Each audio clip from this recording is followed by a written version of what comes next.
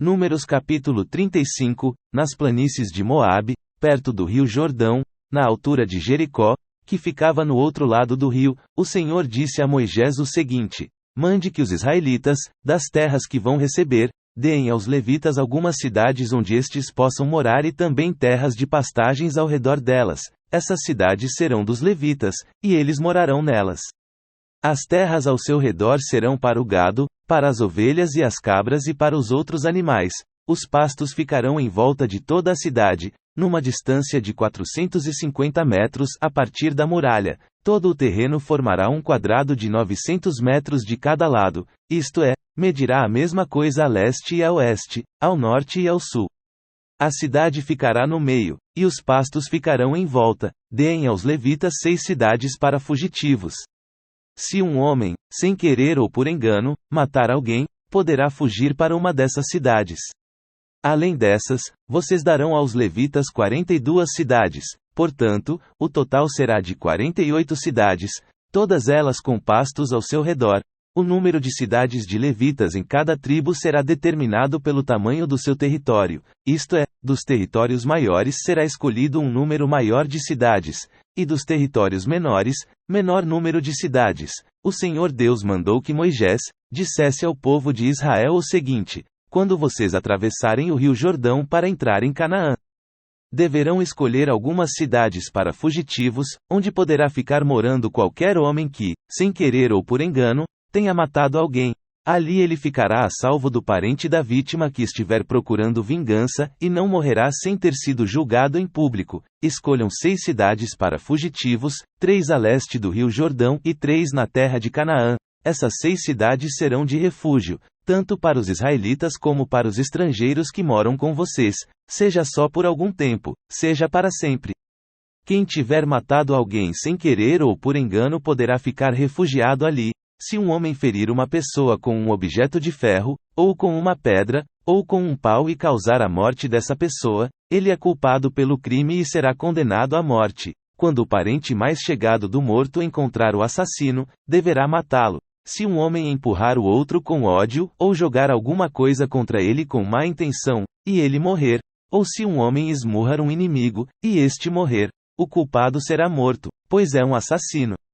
Quando o parente mais chegado do falecido encontrar o assassino, deverá matá-lo. Mas pode acontecer que alguém, sem querer, empurre o companheiro que não era seu inimigo, ou atire, sem má intenção, alguma coisa contra ele. Pode acontecer também que alguém, sem ver, atire uma pedra que venha a cair em cima de alguém e cause a sua morte. Porém os dois não eram inimigos, e quem matou não fez isso de propósito. Nesses casos o povo julgará a favor do que matou sem querer e não a favor do homem que era responsável por vingar a morte do seu parente. O povo deverá proteger o homem que matou sem querer, não deixando que ele seja morto pelo parente do homem que morreu.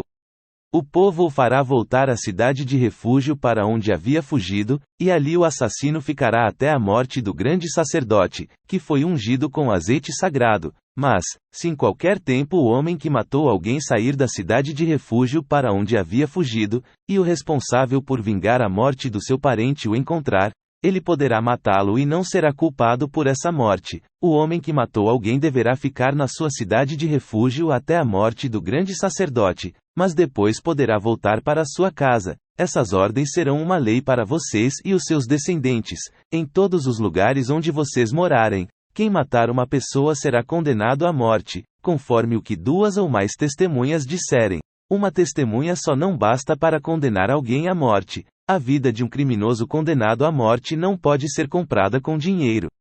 Ele será morto. Também não aceitem dinheiro para libertar aquele que tiver fugido para uma cidade de refúgio e que quiser voltar para sua terra antes da morte do grande sacerdote. Portanto, não profanem com crimes de sangue a terra onde vocês vivem, pois os assassinatos profanam o país. E a única maneira de se fazer a cerimônia de purificação da terra onde alguém foi morto é pela morte do assassino. Não tornem impura a terra onde vocês vão morar, pois eu também estou no meio dela. Eu, o Senhor, vivo no meio dos israelitas. Números capítulo 36, os chefes de família dos grupos de famílias de Gileade, descendentes diretos de Maquir, Manassés e José, foram falar com Moisés e com os outros chefes de famílias israelitas. Eles disseram a Moisés: O Senhor Deus ordenou que o Senhor distribuísse a terra ao povo por sorteio. Ele também ordenou que o Senhor desse a propriedade do nosso parente Zelofeade às suas filhas. Porém, se elas casarem com homens de outra tribo israelita, a terra que foi dada a elas deixará de pertencer à nossa tribo e passará a ser da tribo daqueles com quem elas casarem. Assim irá diminuindo a parte que nos foi dada por sorteio. Porém, quando chegar o ano da libertação, a terra delas ficará definitivamente para a tribo daqueles com quem elas casaram e não será mais nossa. Então Moisés, conforme a ordem do Senhor, respondeu aos israelitas o seguinte: Os homens da tribo de José têm razão. A ordem do Senhor para as filhas de Zelofeade é esta: elas podem casar com quem quiserem, contanto que seja com um homem de uma das famílias da tribo do seu pai. Desse modo as terras dos israelitas não passarão de uma tribo para outra. Pois os israelitas devem ficar ligados cada um à terra da tribo dos seus pais. Todas as moças que tiverem terras numa tribo israelita deverão casar com alguém da família da tribo do seu pai. Desse modo cada israelita herdará a terra dos seus antepassados, e ela não passará de uma tribo para outra. Cada tribo continuará ligada à sua própria terra. Então Macla, Tirza, Rogla, Milca e Noa, filhas de Zelofeade, fizeram como o Senhor havia ordenado a Moisés e casaram com filhos dos seus tios paternos. Elas casaram dentro dos grupos de famílias da tribo de Manassés, filho de José, e as suas terras ficaram na tribo do pai delas. Foram essas as leis e os mandamentos que o Senhor deu ao povo de Israel por meio de Moisés nas planícies de Moabe, perto do rio Jordão, na altura de Jericó, que ficava no outro lado do rio.